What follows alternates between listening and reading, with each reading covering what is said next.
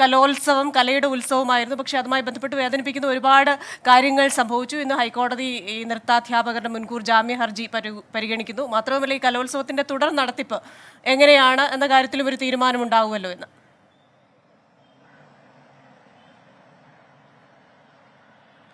Good morning Christina, good morning Smitha. ഏറ്റവും പ്രധാനമായിട്ടുള്ളത് ഈ കലോത്സവവുമായി ബന്ധപ്പെട്ട് അതിൻ്റെ തുടർ നടത്തിപ്പ്. ചില മത്സരങ്ങൾ മാറ്റിവെച്ചിരുന്നു. ഈ മത്സരങ്ങൾ നടത്തണമോ, അങ്ങനെയെങ്കിൽ എവിടെ വെച്ച് നടത്തണം തുടങ്ങിയ കാര്യങ്ങളിലൊക്കെയുള്ള അന്തിമമായ തീരുമാനം ഇന്നുണ്ടാകും. ഇന്ന് ഇക്കാര്യങ്ങൾ ചർച്ച ചെയ്യുന്നതിന് വേണ്ടി കേരള സർവകലാശാലയുടെ സിൻഡിക്കേറ്റ് യോഗം ചേരുന്നുണ്ട്. ഒരു കലോത്സവം എങ്ങനെ നടത്തരുത് എന്നുള്ളതിൻ്റെ ഏറ്റവും വലിയ ഉദാഹരണമായിരുന്നു കഴിഞ്ഞ ദിവസങ്ങളിൽ കേരള സർവകലാശാല തിരുവനന്തപുരത്ത് നടത്തിയ കലോത്സവം. വളരെയേറെ സംഘർഷങ്ങൾ, അതോടൊപ്പം തന്നെ അനിഷ്ട സംഭവങ്ങൾ, അവസാനം ഒരു ആളുടെ ജീവൻ തന്നെ നഷ്ടപ്പെടുന്ന ഒരു സാഹചര്യം, ഇതൊക്കെ കേരള സർവകലാശാലയുടെ കലോത്സവത്തിന് പേരിന് പ്രതിച്ഛായയ്ക്ക് ഒക്കെ മങ്ങലേൽപ്പിച്ചിരുന്നു. ഈ ഒരു സാഹചര്യത്തിൽ ഈ മത്സരങ്ങൾ നഗരത്തിന് പുറത്തെവിടെങ്കിലും വെച്ച് നടത്തി കലോത്സവം പൂർത്തിയാക്കണമോ തുടങ്ങിയ കാര്യങ്ങളാണ് സർവകലാശാല ഏറ്റവും പ്രധാനമായും ഇന്ന് ചർച്ച ചെയ്യുന്നത്. ഇക്കാര്യങ്ങളിലുള്ള അന്തിമ തീരുമാനം ഇന്ന് തന്നെ ഉണ്ടാവും. മാത്രമല്ല, കലോത്സവ നടത്തിപ്പുമായി ബന്ധപ്പെട്ട് കഴിഞ്ഞ ദിവസം തന്നെ കേരള സർവകലാശാല ചില കടുത്ത നടപടികളിലേക്ക് കടന്നിരുന്നു. ഈ സർവകലാശാല കലോത്സവവുമായി ബന്ധപ്പെട്ടുണ്ടായ അനിഷ്ട സംഭവങ്ങളെല്ലാം തന്നെ പോലീസ് വിശദമായി അന്വേഷിക്കണമെന്നാവശ്യപ്പെട്ട് കേരള സർവകലാശാല സംസ്ഥാന പോലീസ് മേധാവിക്ക് കത്ത് നൽകിയിരുന്നു. VC ഡോക്ടർ മോഹൻ കുന്നുമേലിന്റെ നിർദ്ദേശത്തെ തുടർന്ന് രജിസ്ട്രാറാണ് ഇത്തരത്തിലൊരു കത്ത് സംസ്ഥാന പോലീസ് മേധാവിക്ക് നൽകിയത്.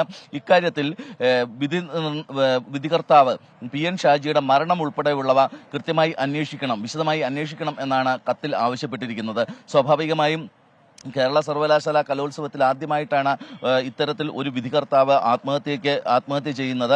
മാത്രമല്ല, അദ്ദേഹത്തിന്റെ കത്തിൽ ആത്മഹത്യാ കുറിപ്പിൽ എഴുതി വെച്ചിരുന്ന ചില കാര്യങ്ങളുണ്ട്. തന്നെ കുടുക്കുകയായിരുന്നു, രാഷ്ട്രീയമാണ് ഇതിന്റെ പിന്നിലൊക്കെ ഉള്ളത് തുടങ്ങിയ കാര്യങ്ങളുണ്ട്. ഇക്കാര്യങ്ങളിലൊക്കെ വിശദമായ ഒരു അന്വേഷണം വേണം. ഏതായാലും ഈ സംഭവങ്ങളും മരണവും എല്ലാം തന്നെ ഈ കേരള സർവകലാശാലയ്ക്ക് പ്രതിച്ഛായയ്ക്ക് മേൽ മങ്ങലേൽപ്പിച്ചിരിക്കുന്നു. ഈ ഒരു സാഹചര്യത്തിൽ അടിയന്തരമായ നടപടികളിലേക്ക് സർവകലാശാല കടക്കുകയുമാണ്. അതിന്റെ ഭാഗമായിട്ട് കൂടിയാണ് ഇന്ന് സിൻഡിക്കേറ്റ് യോഗം ചേരുന്നത്. മാത്രമല്ല, കേരള സർവകലാശാല യൂണിയന് അതിന്റെ കാലാവധി നീട്ടി നൽകേണ്ടതില്ല എന്നും കഴിഞ്ഞ ദിവസം VC തീരുമാനമെടുക്കുകയൊക്കെ ചെയ്തു. ഫെബ്രുവരിയിൽ ഈ യൂണിയന്റെ കാലാവധി കഴിഞ്ഞതായിരുന്നു.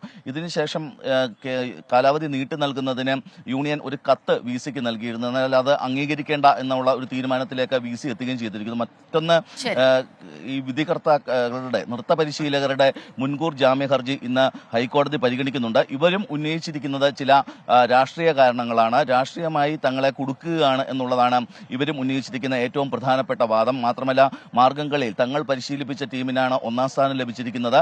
ഈ കേസുമായി മുന്നോട്ട് പോയാൽ കുട്ടികളുടെ ഉൾപ്പെടെ ഭാവിയെ ബാധിക്കും തുടങ്ങിയ കാര്യങ്ങൾ ജാമ്യ ഹർജിയിൽ അവർ ചൂണ്ടിക്കാട്ടുകയും ചെയ്യുന്നുണ്ട്. ഏതായാലും ഇക്കാര്യങ്ങളിലൊക്കെയുള്ള അന്തിമ തീരുമാനം, കേരള സർവകലാശാല കലോത്സവം മുടങ്ങിയത് അത് പൂർത്തിയാക്കുന്നതുമായി ബന്ധപ്പെട്ട തീരുമാനം ഇന്നത്തെ സിൻഡിക്കേറ്റ് യോഗത്തിലുണ്ടാകും. ശരി ഗിരീഷ്, അപ്പോൾ ഏതായാലും ഇന്ന് വളരെ നിർണായകമായ ഒരു ദിവസമാകുന്നു. Thank you. കേരള സർവകലാശാലയിൽ ഇപ്പോൾ തുടർ നടത്തിപ്പ്, അത് കലോത്സവത്തിൻ്റെ തുടർ നടത്തിപ്പ്, അതുപോലെ മറ്റ് വിഷയങ്ങളൊക്കെ ചർച്ച ചെയ്യാൻ ഇന്ന് സിൻഡിക്കേറ്റ് യോഗം ചേരുകയാണ്. അതോടൊപ്പം തന്നെ പ്രതികളായ നൃത്താധ്യാപകരുടെ മുൻകൂർ ജാമ്യ ഹർജിയും ഇന്ന് ഹൈക്കോടതി പരിഗണിക്കും.